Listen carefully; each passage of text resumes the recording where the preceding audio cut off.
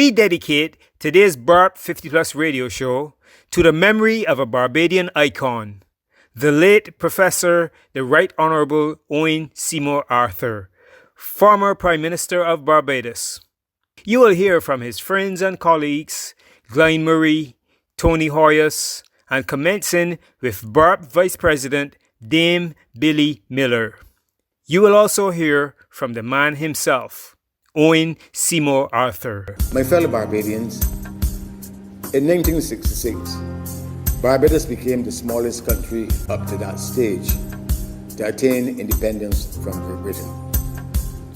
Many were skeptical as to whether a country that was so small and which possessed such a fragile and limited resource base could successfully meet all of the demands of nationhood. Our Barbados has, however, consistently and successfully confounded the skeptics over the years. We have gained international renown and respect for the manner in which we have managed our affairs and for our success in building a stable, a relatively prosperous, and a just society in the face of overwhelming challenges. Life is a stage we live on, fully engaged since we born, playing a role that we've been given by the Creator who watches on. Sometimes it seems life is hard. You will receive only bad. Don't be afraid. Don't give up the struggle. Keep your head high. You will get by, and you will be playing your role well. You will be avoiding hell. And at the end of your days, at your setting sun, the Creator will say to you, well done, well done, well done, well done, well done. Well, I met Owen Seymore Arthur in the house of now Sir Richard Cheltenham. He called me, we were nearly neighbours, and he called me and he said, you need to meet this young man. And I went down, and he was a little shy, I thought, but once we started to talk, that disappeared, the shyness disappeared, and I recognized something that up to that time I did not often find in politics, and it was his wider vision of our region, and that struck me right away. He had a Caribbean view of things. I was doing other things at the same time, things to do with women in politics. The fact that the Organization of Women, which has been set up in the early 70s, was gaining in strength and so on. So my political landscape was quite a large one, but this was the most riveting thing that I recognized in my very first encounters with Owen Arthur. It was all about Barbados, but it was not only about Barbados. And so this same kind of Caribbean consciousness that I had, I found it exciting that this was how he saw it as well. He was dedicated. Whatever he was going to do, it had to be done in the right way. It had to be done in the best way. He was not a slapdash kind of person. He thought things out to the conclusion that he wanted or that pleased him. And sometimes I used to think I could almost hear him thinking, But we got to know each other better and better. And in those early days, sometimes I would invite people to my house and ask him to come, come have some dinner, come and whatever. And we would talk and so on. And more, I began to appreciate his vision. And then, of course, I would have worked with him as his Deputy Prime Minister from 1990 to 2008, 14 unbroken years. Although, coming to the last of those years, I had determined when I would retire from politics. In those years, he and I were already coaching and preparing Mia Motley to be the person who would come after him as Prime Minister.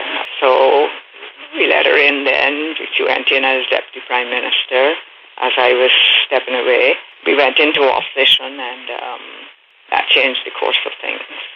But in those years, working with him, in my first 5-year term, when Tom Adams was my Prime Minister, those were key years. I learned about how the Cabinet can work at its best, and I also learned how important the work that you did not only at the Cabinet table and within the Cabinet was, but the work that you did within your constituency.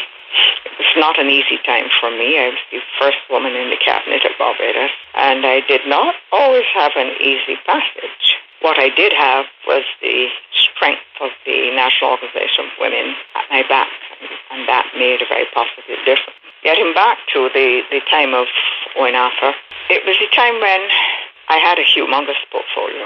I was his deputy, which was a portfolio in itself.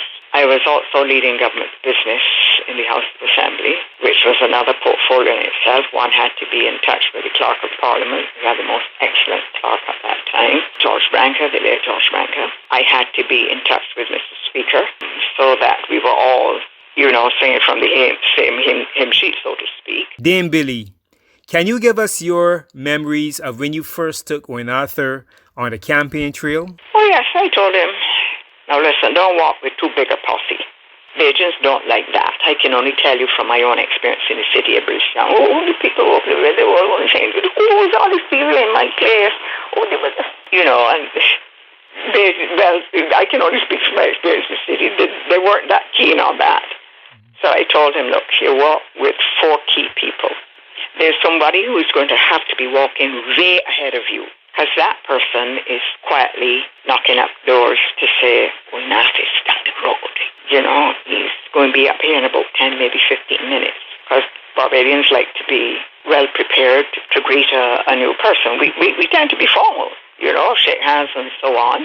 And I told him, you must put your hand out first as you are approaching a house, whether the person is going to greet you through the window or through the front door. Bajans are very fussy about who comes through the front door, but not every marish and parish can come running through there. So I told him, you got to understand these little niceties. And it worked well because he was an outgoing person and he was a St. Peter man. So this evening, I might be soliciting the branch in St. Peter. I came to public life 28 years ago with a passion to serve. I came with the passion to be my mother's representative and to be my grandmother's representative, and my brother and my sisters and my father and my aunts and my cousins and people as Fred Wood grew up with and been Fred Wood from the time I was a child. And there was that passion to serve St. Peter. Act will come, be prepared. Sadness and bliss will be shared. Then suddenly things will get better. Don't be complacent. See the future. Save all you can. Fill your need. But don't ever sow seeds of greed. Love your neighbor as you love your person. Life will be complete. Life will be sweet. And you will be playing your role well. You will be a avoiding hell. Oh, and at the end of your days, at your setting sun, the Creator will say to you, well done, well done, well done, well done, well done. My name is Glyne Murray. Thank you very much for this opportunity given to me by yourself, Peter, and BARP to reflect on some of my memories and encounters and working with the late Prime Minister Owen Seymore. First of all, I have to describe my experiences with him, my working relationship with him, my personal relationship, as some of them in one word, exceptional. It's the same term I used to describe my experiences with the late Prime Minister Tom Adams, whose personal assistant I was for a number of years. My meeting with Owen Arthur went back to 1981, so therefore you would have had a relationship that spanned some 39 years. And I met him when he was a budget analyst in the Ministry of Finance. And then our relationship morphed into another one when I worked with and for him in the two St. Peter by-elections in 1984. After that, we had a relationship that then grew even further when he was in opposition, and I was working in the media. He would call on me to research various piece of information for him and give him my reading on political situations in Barbados, as I used to write about politics and whatnot. So that went on to 1994 when he became Prime Minister. He made me a Senator and Minister of State in the Prime Minister's office. And out of that working relationship, which I would say that he used to observe unobtrusively, never micromanage me. I would just have to work in general policy frameworks and use my judgment to refer matters to him as we go along. But he would never call me day by day or say, what about this, what about that, whatever. I would always keep him abreast as best I could. And out of that relationship, I had opportunity to work on a variety of topics. He gave me the responsibility for setting up and managing community independence celebrations, private sector reform. I established the National HIV AIDS Commission and put in place the framework for people to get highly active antiretroviral medication, which was the top of the line at that time. I also coordinated the National Independence celebrations, a variety of topics. I also worked with him on discussing matters relating to BARP. Coincidentally, he always felt that BARP could have a more substantial relationship and not just be an organization that gave discounts and whatnot. And I recall we were discussing proposals for a project in St. Philip that would be operated by BARP. I'm not sure what became of that after he left government, but certainly that's something he was interested in. And I'm sure he also had a role in finishing the Seroptimus village at Eden Lodge, which had needed a substantial sum of money for its completion, and he made that possible. But I also worked with him establishing relationships with the religious communities in Barbados, and particularly for independence when we formed a new multi-faith ceremony where all the other non-established, so-called non-established, non-major groups would involve them Hindus and Muslims, the Rastafari, etc. And the National Service of Thanksgiving became a multi-faith experience, which I understand helped to soften relationships between some of the non-Christian groups and these other religious bodies. And then we had another relationship working as when I became High Commissioner to Canada between 2003 and 2008. And again, there was no obtrusiveness on his part. I would keep him informed. I'd buy him books and sell him books, and I also was able to play a part, knowing how he was interested in the artistic community, being exposed to the national world, where I was able to take a number of Barbadian artists to Ottawa for the Ottawa Jazz Festival and give him that kind of exposure. He once described me as his most productive ambassador abroad, and that was a very flattering observation and judgment on his part for me, and therefore It gave me great satisfaction. I was pleasing my boss and proceeding along the lines as he was wanting. But when he was an exceptional boss, I don't have to recount his or try to evaluate his intellect. But what is his exception is in the sense that he gave you space to develop yourself, to be your own person, to do things in your way once it complied with the overall framework. I was never dictated, do it this way, must have it that way, that whatever. And I think that is generally how he managed his cabinet. He would manage it from abroad. He basically believed in trust but verify. And he would check behind the scenes to make sure everything was anything, but he would, unless it was some emergency situation, already outstandingly awkward position. He never, a coroner never came, don't have you anybody and took over an issue unless it was absolutely necessary in his judgment. He always used to say, let's fix it and face it. Tell me what you need and we'll get the resources to rectify the situation as long as a relevant bona fide request. That could be in a nutshell a quick summary of his my experiences and tenure with him. But one observation I'd like to make in this comment, and this one, it's something he and I had discussed informally in the last 2 years. I think just like him that BARP can become a more activist association where it addresses issues like a real existing issue in Barbados, the question of ageism. And like I said before, I think on brass tacks, I think BARP, given its constituency and given the size of its of representation it gives to people, is the best suited institution which already had its own reputation and prestige that can be used to tackle the problem of ageism, the discrimination, acts of discrimination, the attitudes of discrimination that are exhibited on a daily basis to Barbadians who are seen as old or aging or senior citizens or whatever epithet you might want to attribute to him. I think that's something that we have to look at along with the other acts of.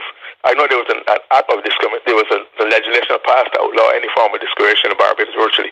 I would like to know that ageism, which for those who don't, ageism is the concept, the philosophy where you are prejudiced and discriminating towards people just because of their age, whether it's young age or old age or middle age, but particularly towards the age who you can see at first glance, look over a particular age group. And I would think that would be a tremendous tribute to the Prime Minister after, as well as to the whole development and equality drive in Barbados for all citizens if that were to come about. Other small countries faced with the same challenges that we do are finding new ways to exact progress and prosperity for their people from the challenging environment within which their development is taking place. We are no less capable than they are of rising to today's challenges. Hi, my name is Tony Hoyos. I first met Owen Arthur in sixth form at Harrison College. Actually, his reputation had preceded him because what I heard from other classmates was that there was this very bright young student who was transferring into Harrison College sixth form from Coleridge and Parry. He had distinguished himself up to O-levels at that time. Anyway, Owen's academic prowess, wonderful as it was not what got us together in the first instance. He came to me one day and said, I hear that you're the Pushpenny King, and I'm here to challenge you. So we got out our nickels and our dimes and our pennies and cents and put up the usual 2 pins on the master's desk in sixth form, and we proceeded to play. And we had so much fun that day that we played almost every lunch day after that. I'm not going to say who won the most games in our many matches, but suffice it to say that when Owen became Prime Minister many years later, he said, Tony, we got to have a rematch. So it's still unresolved who was the victor in our matches at Harrison College, but we had a great time for a couple of years playing Pushpenny almost every single day in sixth form at Harrison College. When we left Harrison College, we went our separate ways. Owen went out to study in Jamaica. I went to work first for a couple of years, and I went to England to finish my accounting studies. But we got together when he came back from Jamaica. We were both in our early 30s, and we met up one night at a cocktail reception somewhere, and we just got to talking for almost the entire night, catching up on old times. and he was telling me what he'd done and how the Prime Minister at the time, Tom Adams, was talking to him about running for a seat in St. Peter, where he hailed from originally. And he obviously did go on to win his seat, and we remain in contact pretty often over those years. When he became leader of opposition, taking over from Sir Henry Ford, I think it was in 93, I went to visit him, and he gave me all of his plans, what he would do if he was someday to become Prime Minister. And in fact, he was elected the next year. And he asked me over those 14 years he was in power to do many things for the government, various directorships, chairmanships, ad hoc committees, and so on. And I was always impressed by how brilliant my old school friend had become, his understanding of macroeconomics. And what was most impressive to me was his genuine caring for people who were less fortunate. He always had something in mind for how to improve the lot of the working person in Barbados, and also the persons that were vulnerable, the poor people that were perhaps less able to fend for themselves.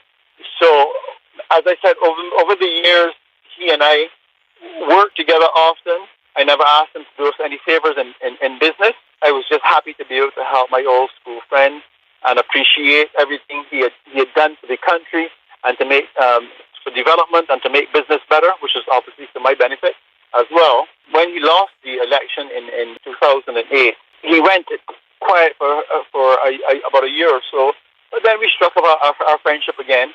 And in fact, when he was seeking re-election in 2013, we had a lot of discussions then as the further plans that he would have put in effect to take Barbados out of the economic slump he had gone into from 2008 to 2013. Unfortunately, it was a closely run election, but he didn't prevail in that. But again, we remained friendly all the time. In fact, I was honored back in 2007 to have been invited to his wedding for Julie. And I also, during the summer, I think of 2006, his daughter, who was who wanted to study to be an accountant, she interned for our company for the summer, and his daughter Sabrina, that would be. And so she and I worked closely together for 3 months, and I was very impressed with her natural aptitude for the subject matter, and we gave her what training we could. And then she and I have remained in contact over the years, friendly. And so at one point in time when my father-in-law, the lad Bradshaw, had his 70th birthday, Owen was the guest of honor, and I sat with him and Julie while we paid tribute to Brady's years in politics. It was enormous surprise to me to hear that he was in poor health recently, because I had seen him several times in May this year at Prime Minister Motley's Jobs and Investment Council, where he was chairman of the Reindustrialization Committee, I think it was called. And we sat for several hours at a time at more than one session. And his energy levels seemed to be very high back to the old days. His contributions were as profound, as based in experience and knowledge of the subject matter as before. And I thought to myself, Owen is really back. And so it was a real surprise to me to hear about 6-7 weeks later that he was not doing so well in hospital. And of course, a huge shock and such a sad occasion to learn that he had passed shortly thereafter. Owen Arthur did a lot for Barbados. He was a distinguished Prime Minister. He achieved a lot for us, for the people of Barbados, for the people of CARICOM, with all of the initiatives that he put into play. His creation of the CARICOM single market, which was devoted, his representation on the world stage. But most of all, he was my friend. And I really miss my friend. It is therefore important at this critical moment in the development of our society that we should seek to tap that great national stock of resilience, resourcefulness, and creativity that has brought us safe thus far in order to carry us successfully on the difficult journey that lies ahead of us. Now is not the time to doubt ourselves. Nor is it the time to replace confidence with fear. Rather, we must view what lies before us as just another chapter that we must successfully open in our nation's journey upward and in our nation's journey onward. Act 3 will be Father Time creeping on you down the line. Don't feel ashamed when you no longer can rendezvous like youngsters do. Show them the ways, all the walls. Help them avoid life's pitfalls. Helping them through is really helping your own offspring. Do the same thing, and you will be playing your role well. Oh, you will be avoiding hell. And at the end of your days, at your setting sun, the Creator will say to you, well done, well done, well done, well done, well done, well done, well done.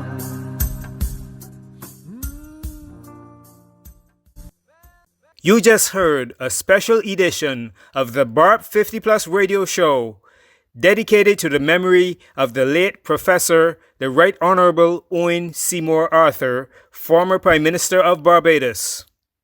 It was produced by Peter Boyce and sponsored by the Barbados Association of Retired Persons. We leave you with a message of condolence from BARP President Marilyn Rice-Bowen. The Barbados Association of Retired Persons records with profound sadness the passing of the former Prime Minister of Barbados, Mr. Owen Arthur.